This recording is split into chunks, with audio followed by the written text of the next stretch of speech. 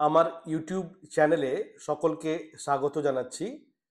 অন্যান্য ক্লাসের মতোই এই ক্লাসেও আমরা গল্পটির আলোচনার পাশাপাশি অনেকগুলি অবজেক্টিভ প্রশ্ন ও উত্তর স্ক্রিনে শেয়ার করে দেবো, যাতে ছাত্রছাত্রীরা খুব ভালোভাবে এই গল্পটি প্রিপেয়ার করতে পারে।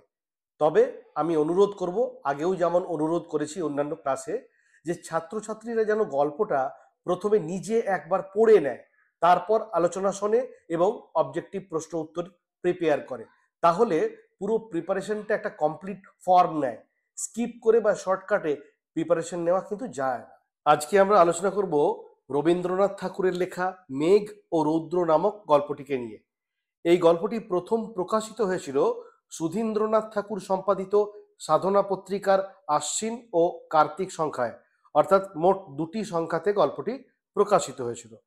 1301-এ এর প্রথম প্রকাশ। সুধীন্দ্রনাথ ঠাকুর রবীন্দ্রনাথের ভাইপো ছিলেন, অর্থাৎ রবীন্দ্রনাথের বড় দাদার পুত্র। সাধনা পত্রিকার ইনি সম্পাদনা করলেও রবীন্দ্রনাথই কার্যত এই পত্রিকা চালনা করতেন।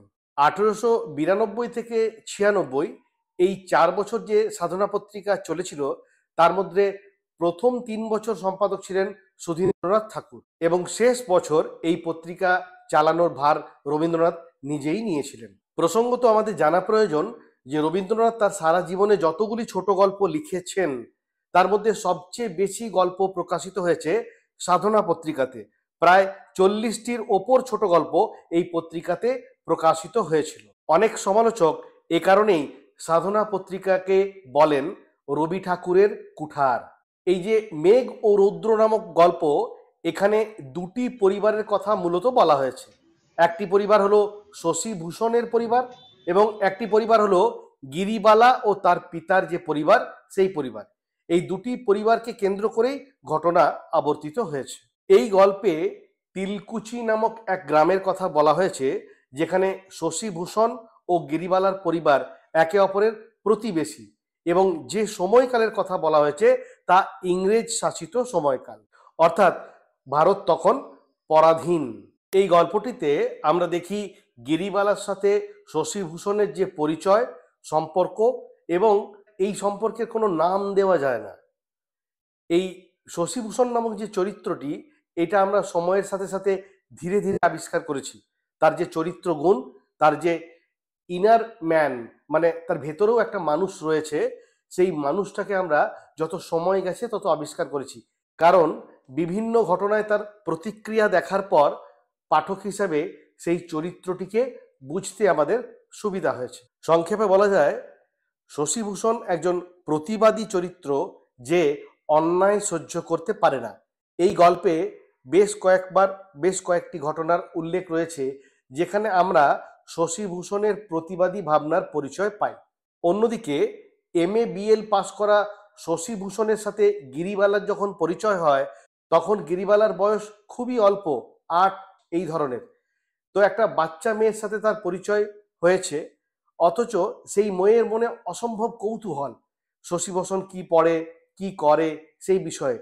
সেও অনেক কিছু জানতে চায়, অনেক কিছু শিখতে চায়, কিন্তু শেখার যে পদ্ধতি, জানার যে পদ্ধতি, সেই সম্পর্কে গিরিবালার কোনো ধারণা ছিল না। যদিও এই গল্পে আমরা দেখি যে সময়ের সাথে সাথে যখন গিরিবালার সাথে শশীভূষণের পরিচয় হয়, তখন গিরিবালা তাকে এন্টারটেইন করে, বাড়িতে বসায় এবং বিভিন্ন রকমের টপিক নিয়ে তার সাথে গল্প করে।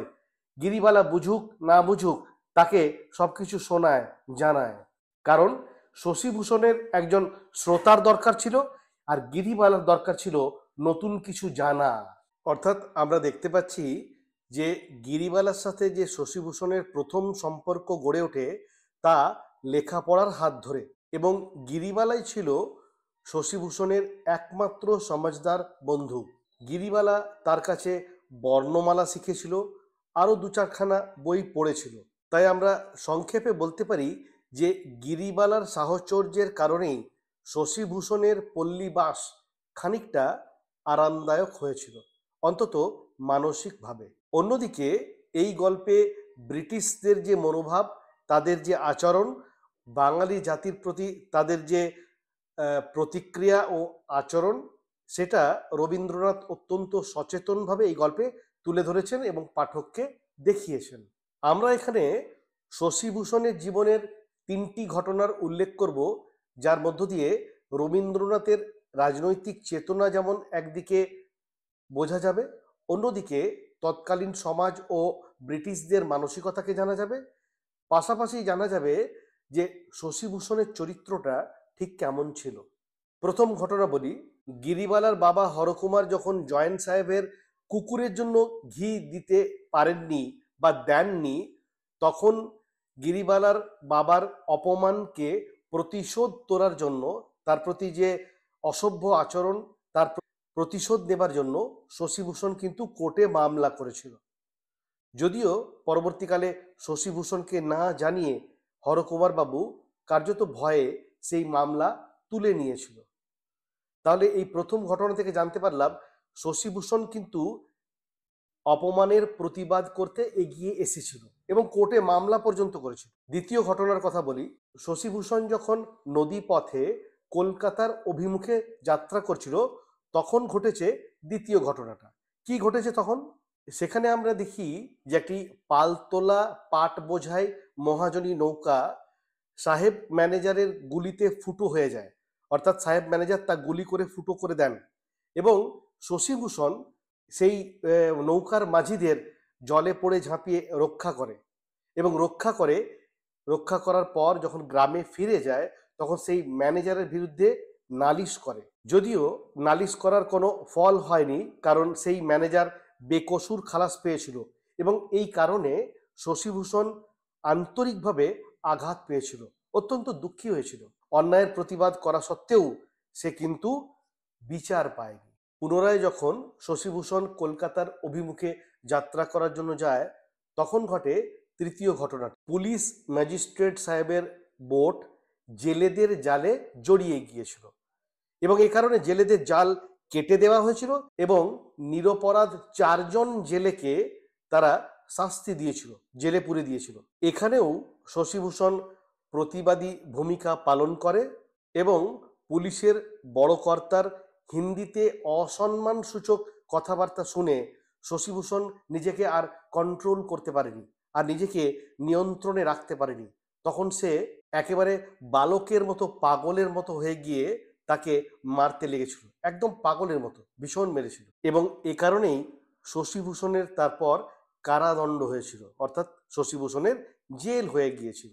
যদিও আমরা দেখেছি শশীভূষণ কিন্তু তার বাবাকে এই কারাদণ্ডের বিরুদ্ধে অ্যাপিল করতে দেয়নি, কারণ সে কি বলেছিল, অসাধারণ একটা কথা সে এখানে বলেছে, রবীন্দ্রনাথ তার মুখ দিয়ে বলিয়েছেন।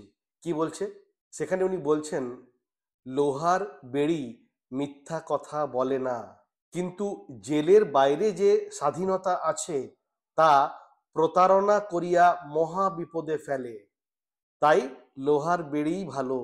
অর্থাৎ জগৎ জীবন সম্পর্কে তার যে বাস্তব অভিজ্ঞতা হয়েছে, সেখানে শশীভূষণ দেখেছে যে যা সত্য তা কিভাবে মিথ্যা প্রমাণ করা হচ্ছে, আর যা মিথ্যা তা কিভাবে সত্য প্রমাণ করা হচ্ছে। সেখানে বিচারের বাণী নীরবে নিবৃতে কাঁদে। শশীভূষণ প্রতিবাদ করে, কিন্তু সেই প্রতিবাদের কোনো মূল্য নেই, কোনো গুরুত্ব নেই, তার কোনো ন্যায় বিচার নেই। রবীন্দ্রনাথ এখানে অত্যন্ত সচেতনভাবে তৎকালীন সময়ের রাজনৈতিক পটভূমিকে তুলে ধরেছেন, বাঙালির জীবনকে এবং শশীভূষণের মতো প্রতিবাদী চরিত্রকে তুলে ধরেছেন এবং গিরিবালা ও শশীভূষণের যে সম্পর্ক, সেই সম্পর্কের যার কোনো নাম দেওয়া সম্ভব নয়, সেই দিকটিও দেখিয়েছেন। অর্থাৎ এই গল্পের মধ্যে আমরা কি পাচ্ছি, খুব সংক্ষেপে বললে, গিরিবালা ও শশীভূষণ এই দুটি চরিত্রের যে মানসিকতা সেটা জানতে পারছি। গিরিবালার মধ্যে যে ছেলে মানুষই ছিল সেটা দেখতে পাচ্ছি। পরবর্তীকালে গল্পের শেষে সেই ছেলে মানুষই অবশ্য সে কাটিয়ে উঠেছে এবং হরকুমার নামক যে চরিত্র, সে কিভাবে গ্রাম্য রাজনীতির শিকার হয়েছে, কিভাবে শোষণকে স্বীকার করতে বাধ্য হয়েছে, সেটাও আমরা এই গল্পে দেখলাম।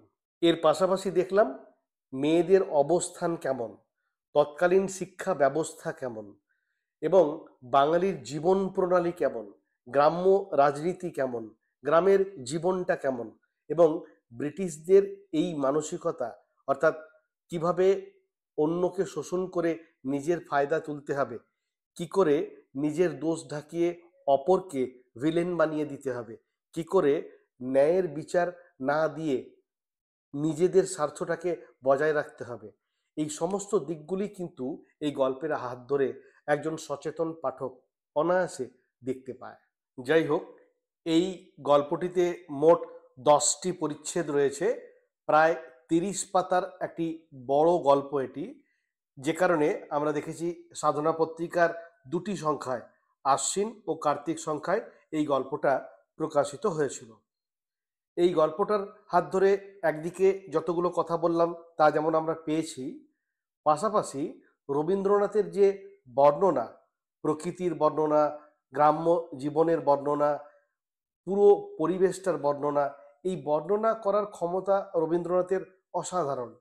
তিনি এই বর্ণনার মাধ্যমে এমন একটা ছবি তুলে ধরেন যেন আমরা মানুষচক্ষে সেই ছবি, সেই তিলকুচি গ্রামকে দেখতে পাই। চোখটা বন্ধ করে বেশ খানিকক্ষণ যদি ভাবি, তাহলে কি এই তিলকুচি গ্রাম, ছোট্ট গিরিবালা, সেই শশীভূষণ, ব্রিটিশদের অত্যাচার, তাদের ভাঙা ভাঙা বাংলা কথা, বেশিরভাগ ইংরেজি হিন্দিতে কথা, একটু কান পাতলে, একটু চোখটা বন্ধ করলেই কিন্তু আমরা সেগুলো শুনতে পাই, দেখতে পাই। আর এর কারণ হলো রবীন্দ্রনাথের বর্ণনা শক্তি। পাঠকের মনের মধ্যে ছবি তৈরি করাতে তার মতো কি আর কেউ পারে? যদি আমার এই ভিডিও ভালো লেগে থাকে, অবশ্যই ভিডিওটি শেয়ার করুন, লাইক করুন এবং আমার চ্যানেলটি সাবস্ক্রাইব করবেন।